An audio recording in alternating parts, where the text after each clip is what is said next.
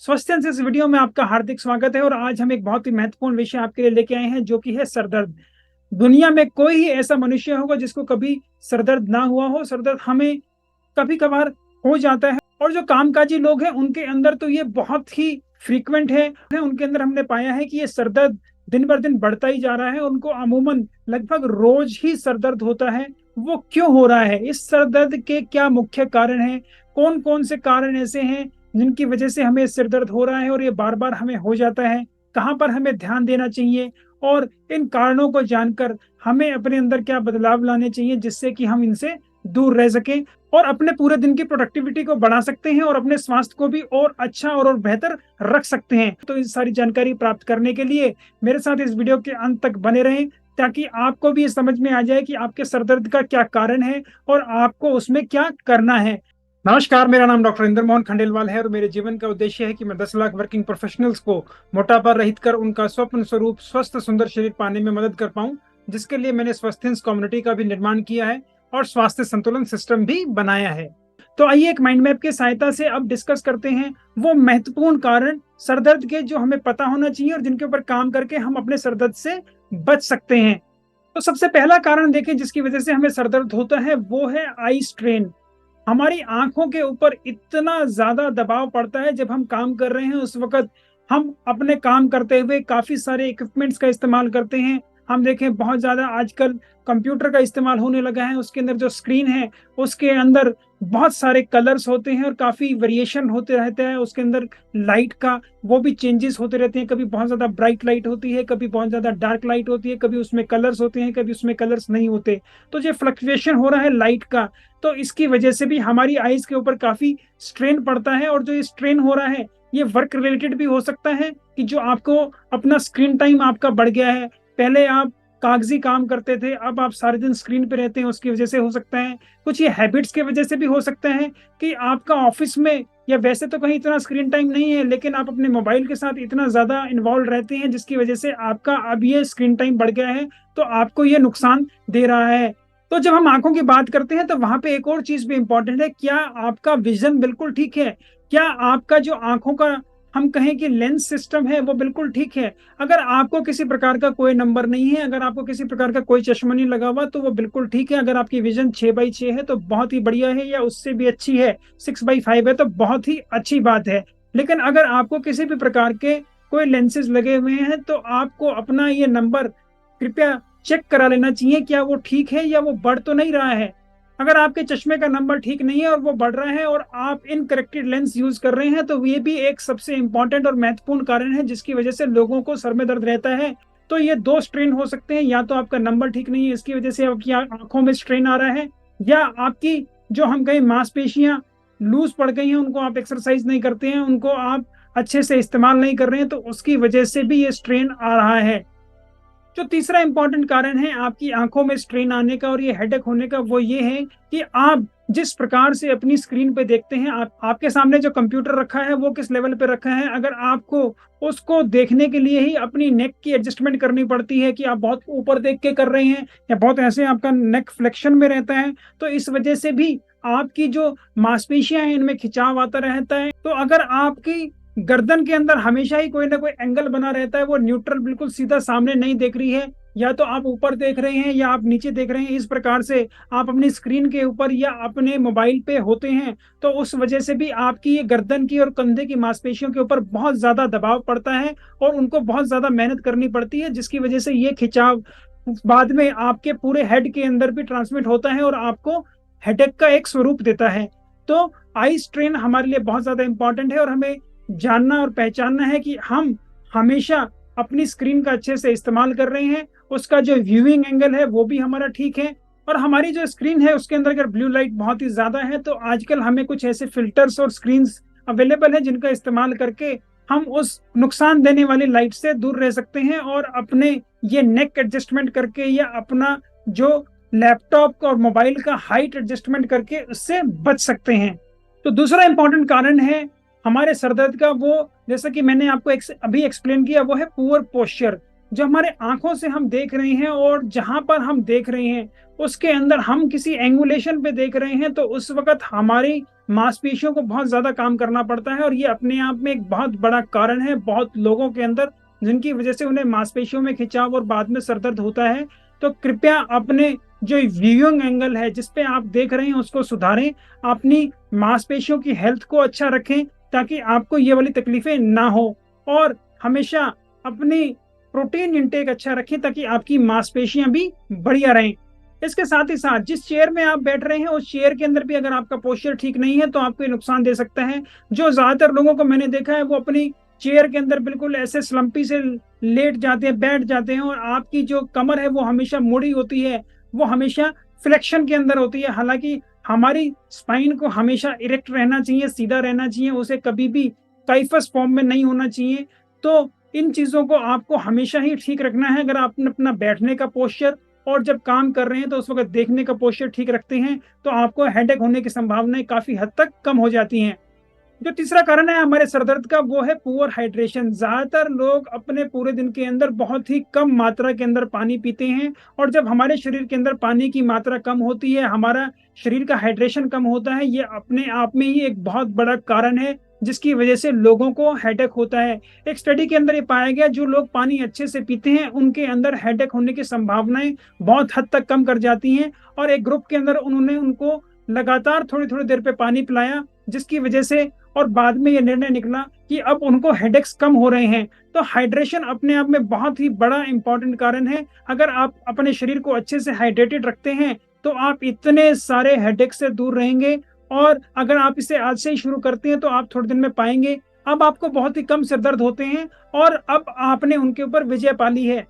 इसके बाद जो अगला कारण है सिर दर्द का वो है स्ट्रेस। स्ट्रेस एक बहुत महत्वपूर्ण कारण है सिर दर्द का, और ये कामकाजी लोगों के अंदर तो बहुत ही बड़ा कारण बनता जा रहा है। स्ट्रेस कई प्रकार से हो सकता है, वो हमारे काम से रिलेटेड भी हो सकता है, वो हमारे पर्सनल वर्क से रिलेटेड भी हो सकता है, वो हमारे किसी रिलेशनशिप की वजह से भी स्ट्रेस हो सकता है। अब ये स्ट्रेस है क्या? अगर स्ट्रेस को मैं एक साधारण सी परिभाषा दूं तो वो ये होगा कि जो काम मैं कर सकता था और मैं उसे करने योग्य हूं पर मैं उसे कर नहीं पा रहा किन्हीं भी कारण से। तो ऐसी चीजें जब मेरे दिमाग के अंदर इकट्ठी होती चली जाती हैं, चाहे वो मेरे किसी भी काम से हैं, चाहे वो मेरा हम कहीं बिजनेस वर्क से हैं, मेरे पर्सनल वर्क में है, मेरे रिलेशनशिप के अंदर हैं, तो ये सारी चीजें जब इकट्ठी होती चली जाती हैं तो ये आपका स्ट्रेस लेवल बढ़ाती हैं। तो जिन चीजों को आप आराम से हैंडल कर सकते हैं और उनको करने में सक्षम भी हैं फिर भी आप नहीं कर पा रहे, तो उन्हीं कारण से आपको स्ट्रेस होता है। तो ये स्ट्रेस का भगाने का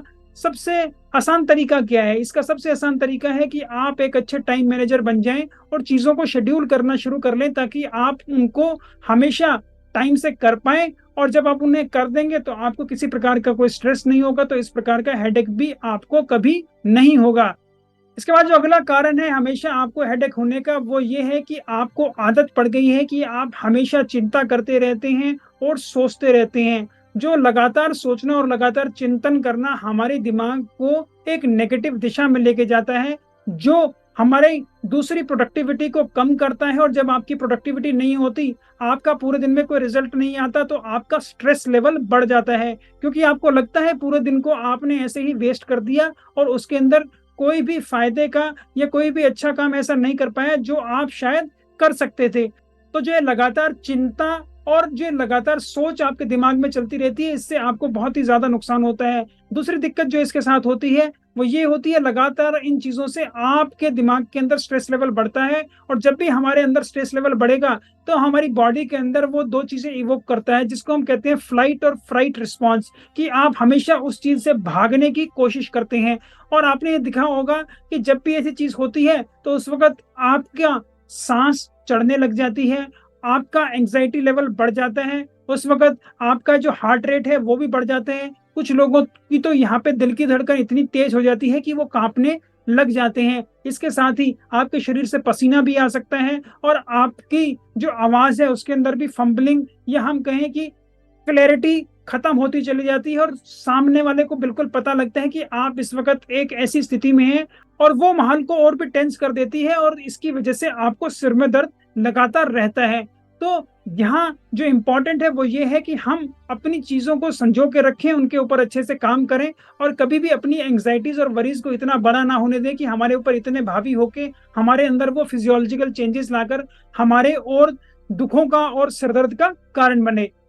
इसके बाद जो एक और इम्पोर्टेंट कारण है जो बहुत ही ज़्यादा नेग्लेक्टेड है और जो कि मोस्ट इम्पोर्टेंट कारण है कामकाजी लोगों के अंदर सरदर्द होने का, वो है पुअर क्वालिटी और पुअर क्वांटिटी ऑफ स्लीप। कि आप जो अपनी नींद ले रहे हैं वो अच्छी प्रकार की नहीं है, या तो वो ड्यूरेशन में कम है कि आप सिर्फ 4-5 घंटे सो रहे हैं, या वो क्वालिटी के अंदर डेफिशिएंट है कि आपको जो बिल्कुल रिफ्रेशिंग स्लीप होनी चाहिए, चाहे आप 9-10 घंटे सो रहे हैं लेकिन आपको वो क्वालिटी स्लीप मिल ही नहीं रही है। जब भी आप उठ रहे हैं तो हमेशा आपको ऐसा लगता है अभी तो नींद पूरी नहीं हुई है, अभी तो मुझे और सोना है, अभी मैं बिल्कुल रिफ्रेश महसूस नहीं कर रहा हूँ। तो इन कारणों से भी आपको ये परसिस्टेंट और बार-बार हेडेक होने की दिक्कत रहती है। नींद हमारे शरीर के लिए बहुत ही ज़्यादा इम्पोर्टेंट है और नींद ही एक ऐसा समय है जिस वक़्त हमारी पूरी बॉडी रिलैक्स करती है, रिजुविनेट होती है और उसके अंदर रिपेयर मैकेनिज़्म चलते हैं। उस वक़्त हमारे बॉडी के हार्मोन्स बैलेंस होते हैं और इसके अलावा जो एक और इम्पोर्टेंट चीज़ है, वो ये है कि हमारी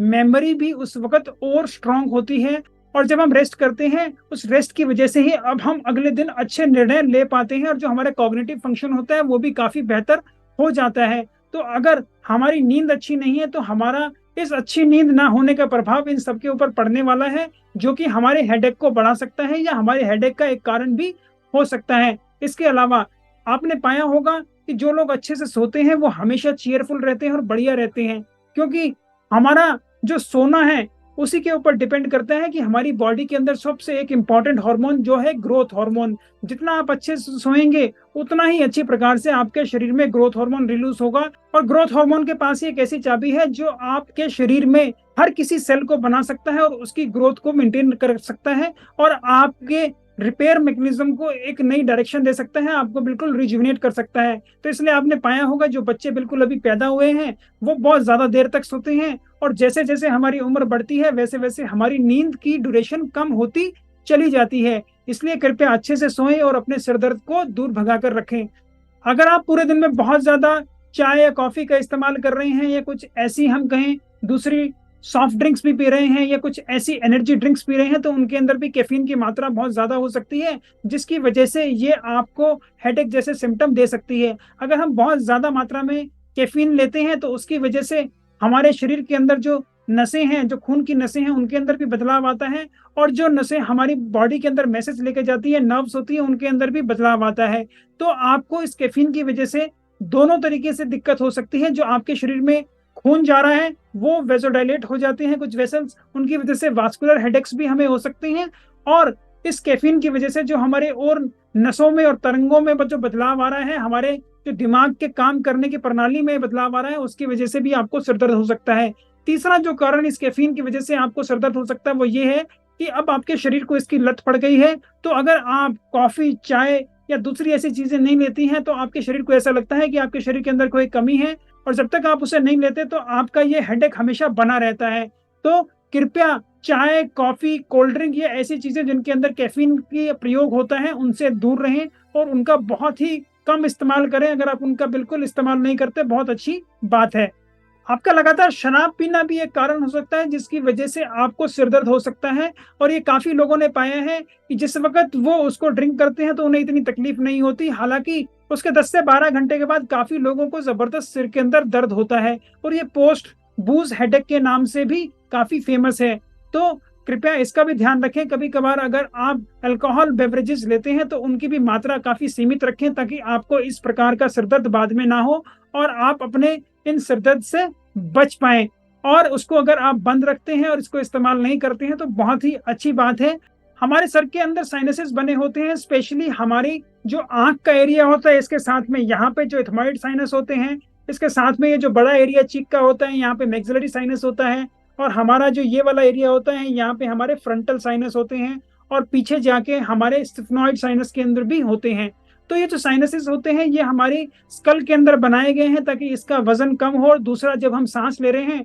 तो उसके अंदर वेंटिलेशन अच्छे से हो और इन साइनसेस का बहुत ज़्यादा योगदान है हमारी हेल्थ के अंदर और ये हमारी बॉडी के अंदर नाइट्रिक ऑक्साइड भी बढ़ाते हैं। तो जब इनके अंदर किसी प्रकार का इन्फेक्शन हो जाता है तो ये हमारी बॉडी के अंदर जो हम सांस ले रहे हैं वो वेंटिलेट अच्छे से नहीं हो पाती, तो उस वजह से भी हमें इन एरिया में दर्द रहता है। हमें फ्रंटल हेडेक हो सकता है यहाँ पे, हमें आंखों के बीच में यहाँ एथमॉइडल हेडेक हो सकता है, हमें यहाँ पे टेंडरनेस हो सकता है जिसे हम मैक्सिलरी साइनोसाइटिस या मैक्सिलरी हेडेक कह सकते हैं। तो इन एरियाज के अंदर भी आपको दर्द हो सकता है। तो अगर इस प्रकार का कोई इन्फेक्शन आपको हो जाता है तो तुरंत आप अपने डॉक्टर से मिलकर उसकी दवाई लें, स्टीम अच्छे से लेके और ब्रीदिंग एक्सरसाइज करने की आदत डालें और हमेशा करें ताकि आपको इस प्रकार की दिक्कतें ना हो।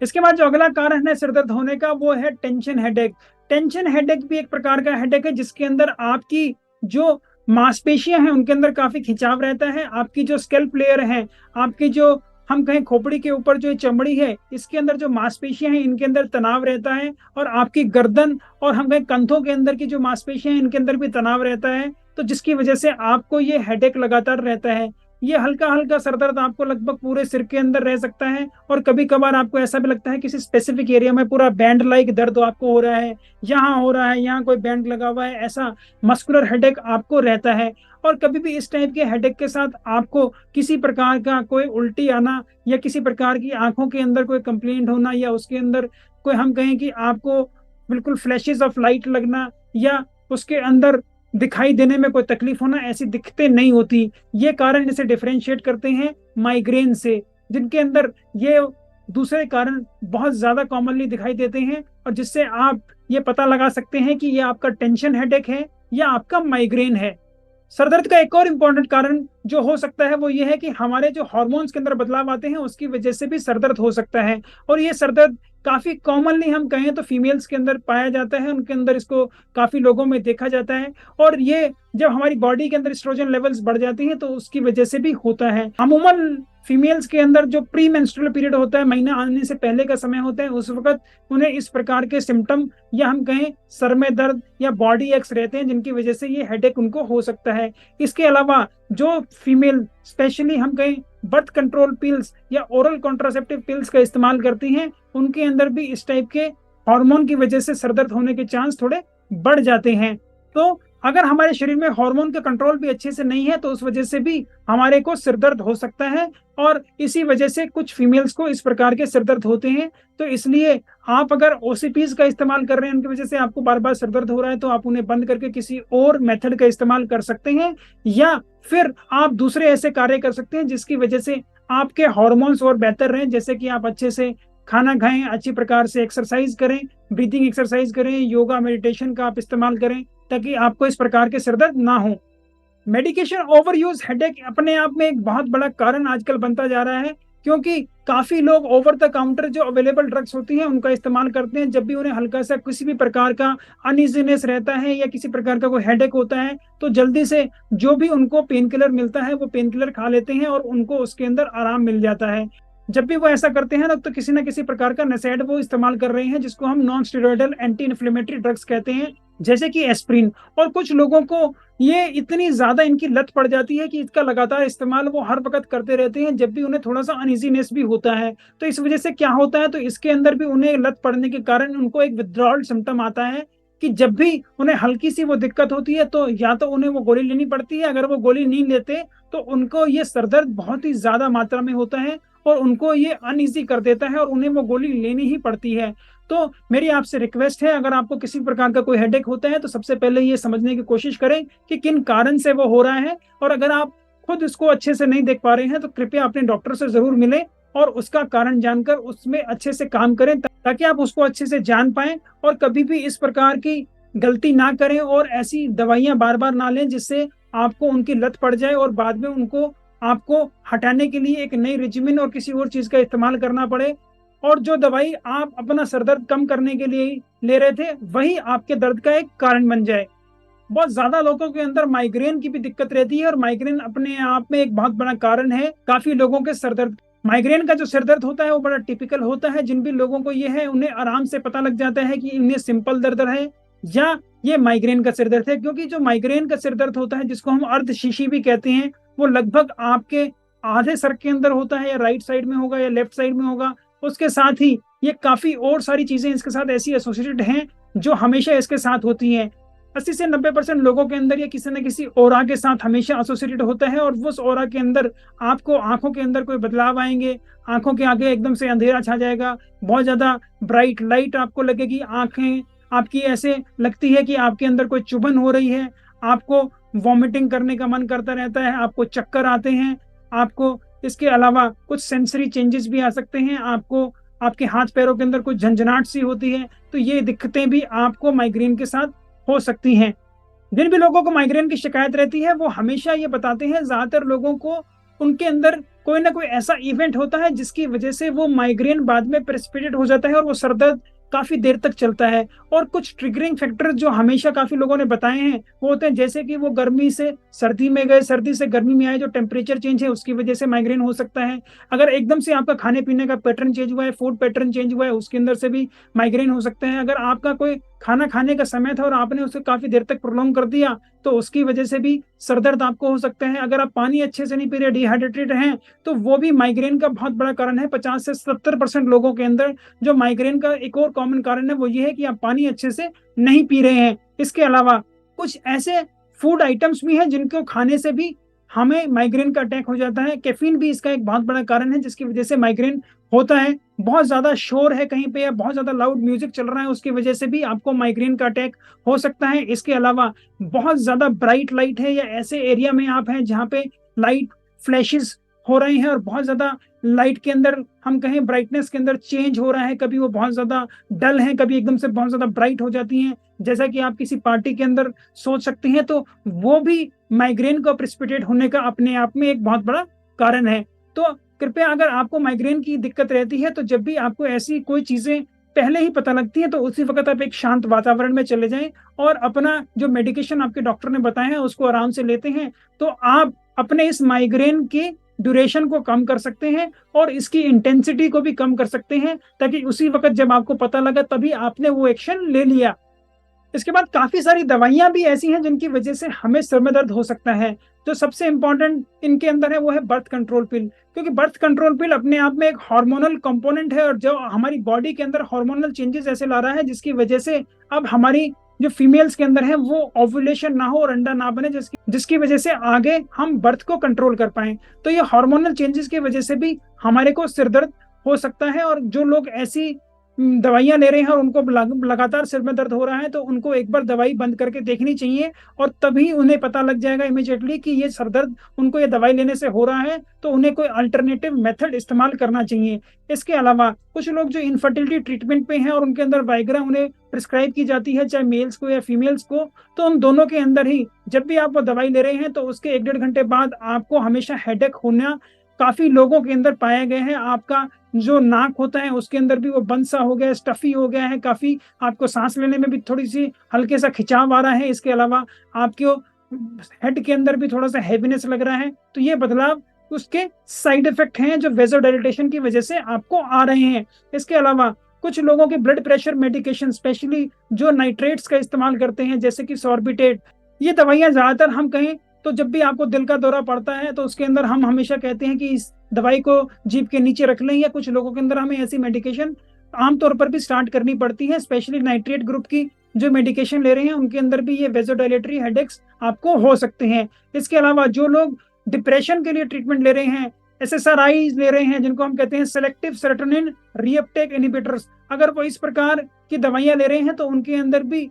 हम कहें जो वेसल्स होते हैं उनके अंदर बदलाव आते हैं और इन बदलावों की वजह से आपको ये सिर दर्द हो सकता है। इसके अलावा कुछ एंटीबायोटिक ऐसी होती हैं जिनके इस्तेमाल से आपको लाइट हेडेडनेस हो सकता है जैसे कि टेट्रासाइक्लिन। इसके अलावा कुछ लोग जो स्टेरॉइड का इस्तेमाल कर रहे हैं जैसे प्रेडनिसोलोन, उनके अंदर भी हेडेक हो सकता है और इसका तो जो इफेक्ट है वो सिंपली स्ट्रेट फॉरवर्ड वैसा ही है, क्योंकि जो प्रेडनिसोलोन है वो एक स्ट्रेस हार्मोन है और अगर हम वैसे भी स्ट्रेस ज्यादा लेते हैं तो हमारी बॉडी के अंदर जो एड्रिनल ग्लैंड्स होते हैं वहां पर भी ये प्रेडनिसोलोन बनता है और वो हमारी बॉडी के अंदर इसी प्रकार से हेडेक कर सकता है जैसे कि यहाँ एक स्ट्रेस हमारी बॉडी के अंदर हेडेक करता है। तो ये सारे मुख्य कारण हैं जिनकी वजह से आपको हेडेक हो सकता है। हालांकि ये एक्सक्लूसिव लिस्ट नहीं है, मैं पहले आपको बता चुका हूं। अगर हम हेडेक को देखें तो 150 से ज्यादा ऐसे कारण हैं जिनकी वजह से आपको हेडेक हो सकता है। हेडेक की कैटेगराइजेशन बहुत ही ज्यादा कॉम्प्लेक्स है, लेकिन ये बहुत कॉमन ऐसे कारण हैं जिनको आपको पता होना चाहिए और इनके ऊपर काम करके आप अपने हेडेक को कंट्रोल भी कर सकते हैं और उसके बहुत ही कम भी कर सकते हैं और अपने से दूर भी रख सकते हैं। तो मैं उम्मीद करता हूँ अब ये सारी जानकारी प्राप्त कर आपको अच्छे से पता लग गया होगा कि आपके सर दर्द होने के क्या मुख्य कारण हैं और उनके ऊपर आपको किस प्रकार का काम करना है, ताकि आपको ये सर दर्द आगे ना हो और आप इनको कंट्रोल करके अपने आप को और स्वस्थ और बेहतर कर लें। यहीं पर मैं वापस आपको सचेत कर देना चाहता हूं कि अगर आपका ये हेडेक लगातार बने हुए है और आप ये जो काम कर रहे हैं उनसे भी आपको कोई फायदा नहीं मिलता, तो तुरंत अपने डॉक्टर को दिखाएं और डॉक्टर को दिखाकर उनसे सलाह कर कर अपने सर दर्द का कारण ढूंढें और उसको ठीक करें। और कभी भी सेल्फ मेडिकेट ना करें। मैंने आपको यहाँ भी बताया है कि जो सेल्फ मेडिकेशन है, जो हम over the counter drugs available होती हैं उनको लेते हैं, एस्प्रिन या दूसरी नसेड्स का या पेन किलर्स का इस्तेमाल करते हैं, वो भी अपने आप में लॉन्ग टर्म में जाकर हमारे एक सर दर्द का नया कारण बन जाती है, जिसके लिए हमें हमेशा दर्द के लिए वो दवाई लेनी पड़ती है, या हमें अब उस सर दर्द से बाहर आने के लिए कुछ थेरेपीज का भी इस्तेमाल करना पड़ता है और हमें कुछ नई आदतें बनानी पड़ती हैं। तो मैं उम्मीद करता हूँ मेरी इस प्रकार की वीडियोस आपको पसंद आती होंगी। अगर मेरी इस प्रकार की वीडियोस आपको पसंद आती हैं तो कृपया इन्हें लाइक करें, शेयर करें, फॉरवर्ड करें जिन भी प्लेटफॉर्म पर आप इन्हें देख रहे हैं। अगर आप इन्हें यूट्यूब पर देख रहे हैं तो कृपया मेरे चैनल को सब्सक्राइब भी कर लें और यूट्यूब नोटिफिकेशन जरूर दबा दें, ताकि मेरी नई आने वाली यूट्यूब वीडियो का नोटिफिकेशन आपको तुरंत प्राप्त हो जाए। आपकी वेट लॉस समस्या में आप कहीं रुके हुए हैं, आपके कुछ क्वेश्चंस हैं, आपके कुछ क्वेरीज हैं, आपको कुछ और क्लैरिटी चाहिए, तो उनको भी आप कमेंट बॉक्स में लिखकर भेज सकते हैं। मैं स्वयं उन्हें पढ़ता हूं, मैं तुरंत उनका आपको जवाब दूंगा। और कुछ क्वेश्चंस के लिए मुझे ऐसा लगा कि उन्हें एक डिटेल विश्लेषण की जरूरत है, तो आने वाली वीडियोस में उनके लिए एक वीडियो बनाकर भी जरूर प्रस्तुत करूंगा। नमस्कार, धन्यवाद, खुश रहें, स्वस्थ रहें।